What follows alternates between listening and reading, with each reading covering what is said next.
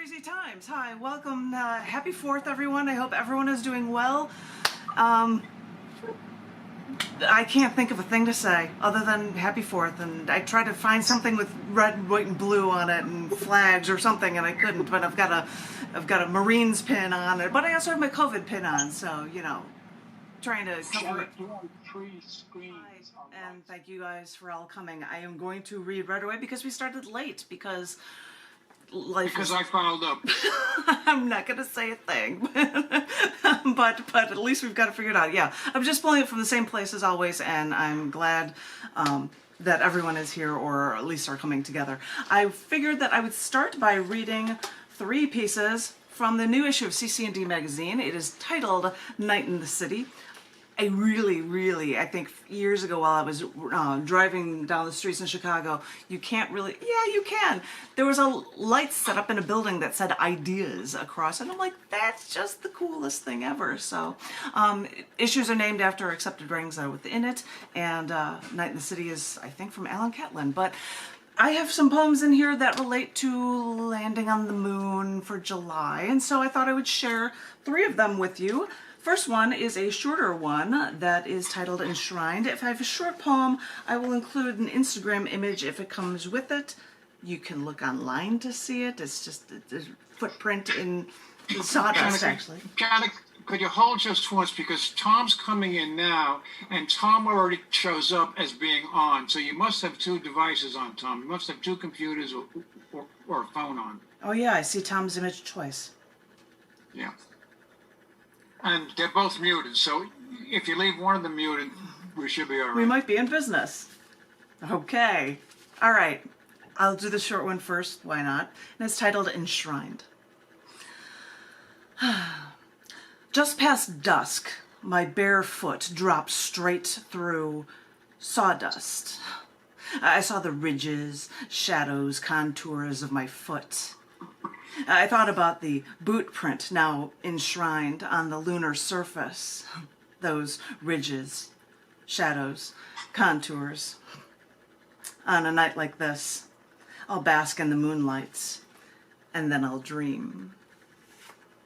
Short piece, and as I said, these were things that related to man on the moon and landing on the moon. And in fact, there was sections of the next poem which is titled Earthly Gravitational Bond to the Moon, but I have a section of it with a shot that was taken from the space shuttle of seeing the Earth from the moon's surface, or the moon, seeing that all from there, because this actual poem was actually written on the 8th of the month of July because of the 2011 launch date of the last space shuttle mission. So that is what this is about. This journey carries a certain gravity, heavier than the pull of this planet. Seemingly as heavy as the burden that President Reagan felt after the Space Shuttle Challenger disaster. This journey will not mark the end of our lives, but it will mark the end of an era of the Space Shuttle, of our opportunities to make the choice to come closer and commune with the moon. In our turbulent and glorious 30-year history, this final voyage is not only the end of the space shuttle era, but also the end of my private love affair with seeing the moon from this most unique perspective. And now people may say the Earth is humbling to view from space, from the space shuttle, but I believe that our moon, the beautifully elusive orbiting chunk of rock that used to be a part of Earth, the moon takes on a different realm altogether when seen without our trusted atmosphere, there to distort our view when we are of what we're truly meant to see. Because, sure, on Earth we fall in love with the moon and moonlight, but when you're in space, between the Earth and the moon, your love for this closest solar system relative draws you closer than any earthly gravitational bond. Yeah, I happen to have a photo that somebody had taken from the space shuttle of the moon with the Earth there, and it was just like a cool story, so I thought in honor of that, in light of the moon, I would share that one. And one more moon poem, and then I'll be done. If we've got a lot of people, we can decide if we want to do two pieces or three. You guys let me know. We can do whatever we want. This last one is called Juxtaposition We Experience, and it was written on the 16th in honor of the 1969 date of the Apollo 11 astronauts actually took off to go to the moon. We didn't know what to expect. We went through tests wearing a laborious, bulky suit underwater. We're strapped into a contraption we all called the Vomit Comet to see if we could stomach what this ride would be like, even though we don't even know what outer space is really like in the first place. Offices would monitor the weather to see if we could do what no one has ever been able to do before. Please give us a cloud-free day so that we can see what we're doing when we take off for this 4-day mission to the moon. We have no idea what it will really feel like if we make it to the surface. Strapping us into that bulky suit when we're underwater and asking us to do chores really can't prepare us for actually walking on the moon. With lower gravity, will it seem easier to hop instead of laboriously walk like we do here on Earth, with one foot in front of the other, each earthly step there to make sure that we don't fall?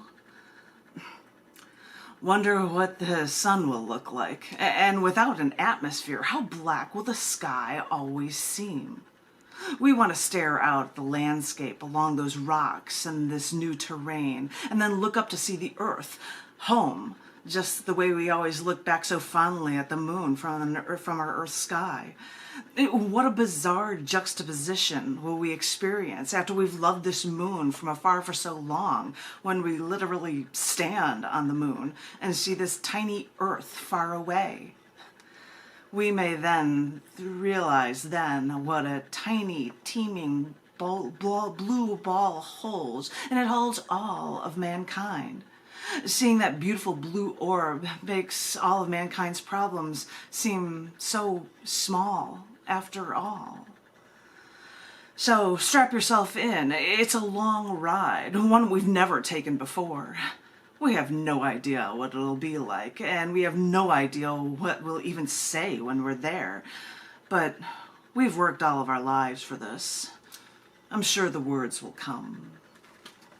Okay, your last moon poem, and that was from the most recent issue of cc&d magazine. It is the July 2021 issue called Night in the Sitting. I am going to shut up and then say, John just gave me a thumbs up for shutting up. John, it's all yours. Take it away, and Christine will be following you. So take it away, John.